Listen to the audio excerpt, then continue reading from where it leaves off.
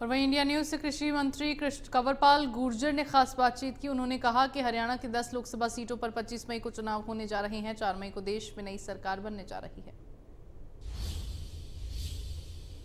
देश में आम चुनाव होने जा रहे हैं। बात करें हरियाणा की तो हरियाणा में भी 25 मई को वोट डलनी है और 4 जून को पूरे देश में पता लगेगा कि सरकार किसकी होगी।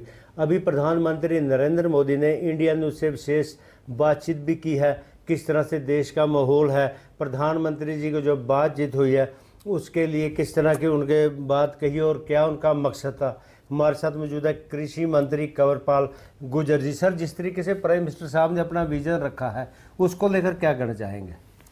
देखिए, माननीय प्रधानमंत्री जी ने जो बात रखी है कि 2047 तक भारत को एक विकसित राष्ट्र बनाना है, तो मैं समझता हूँ उसमें सारी चीज़ें शामिल होगी। उसमें गरीबी दूर करना भी, बेरोजगारी दूर करना भी और देश का इंफ्रास्ट्रक्चर जो है वो बढ़िया करके देना, तो सारी चीज़ें उसमें शामिल हैं।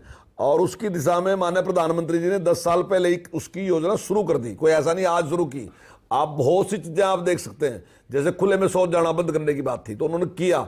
जैसे हर घर में पानी होना चाहिए, हर व्यक्ति के पास अपना घर होना चाहिए, ये इस प्रकार की, हर घर में गैस होनी चाहिए, हर व्यक्ति का एक इंश्योरेंस होना चाहिए कि वो कहीं बीमार है तो इस वजह से उसको नुकसान ना उठाना पड़े, मृत्यु ना हो उसकी, कि उसको इलाज नहीं मिला तो वो आयुष्मान योजना देके 5 लाख तक का इलाज। तो ये सारी चीजें माननीय प्रधानमंत्री जी ने पहले की और करने के बाद फिर उन्होंने कहा कि 2047 तक हम भारत को विकसित राष्ट्र बनाएंगे। मैं समझता हूँ ये सारी चीजें उसमें शामिल हैं।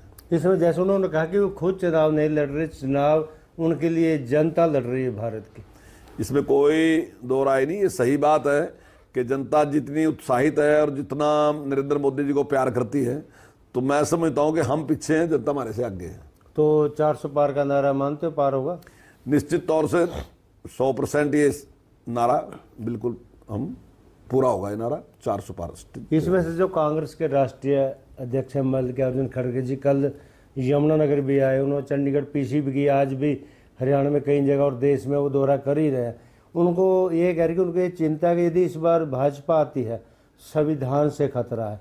इसके अलावा उन्होंने ये कहा कि जैसे महिला हर महिला को 1 लाख देंगे या जो 5 लाख की स्कीम है 25 लाख तक चले जाएंगे। सबसे बड़ी बात तो संविधान को जो खतरा, कहाँ खतरा है, क्यों खतरा है?